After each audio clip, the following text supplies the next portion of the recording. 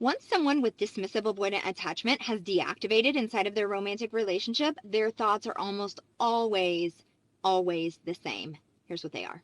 I'm Dr. Sarah Hensley. I'm a specialized social psychologist, and I've been studying the science of attachment for nearly 20 years. One of my favorite things to do is really freak out my DA clients by predicting their thoughts. I say, I bet I can predict what your thoughts are. And they're like, really? And I say, yes. And I tell them, and they're like, oh my gosh, how did you do that? Okay. And it's not because I have psychic abilities. It's not. It's just because I've been studying attachment for so long, and the DA is the most consistent of all the attachment styles. They have the least amount of variability in their thoughts, emotions, and their behavior.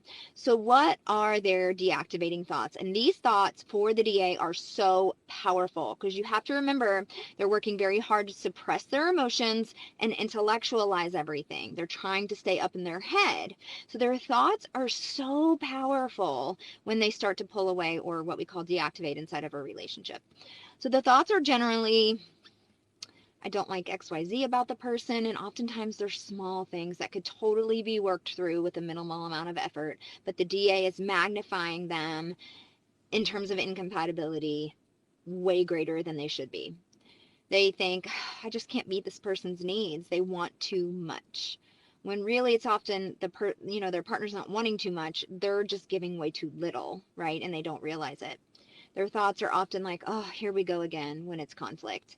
They are really overwhelmed by conflict. They're annoyed by conflict. They're frustrated by conflict. They often see a lot of conflicts as pointless and silly, like they are, their partner is making a mountain out of a molehill, for example.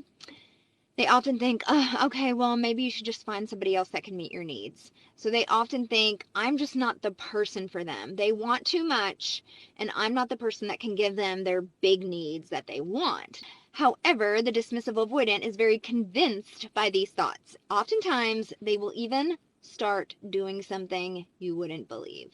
A lot of times they'll start fantasizing about their ex at this point when they've started to pull away from the relationship. And that serves two purposes. One, fantasizing about their ex pulls them away from you as the partner emotionally. So it's another way to distance. It's just another subconscious psychological way to put a distance in between the intimacy between them and their current partner. And number two, it just sort of convinces them that they are in fact incompatible with current partner. It's like the thoughts are usually like, well, my ex wouldn't have made me feel this way, or things were so much better with my ex. And because the person that they are currently with, whomever that is the person that activates their wounds and their fears, it doesn't matter who they're with. Those wounds and fears are going to rise. But when that person goes away, guess what? Wounds and fears drop down. So now that the ex is not attached to them, the feelings for the ex are actually allowed to come up again because they're not being pushed down by their wounds around commitment and expectation being, jacked up there because the person is asking for intimacy. So stepping into secure attachment, especially for the dismissive avoidant, starts with one, recognizing patterns, and two, using the tools and strategies to overcome their deactivating thoughts. And that's what I teach people to do in my hybrid coaching group. If that is interesting to you, you can reach out to me at my website, thedatingdecoder.com, and click on book group.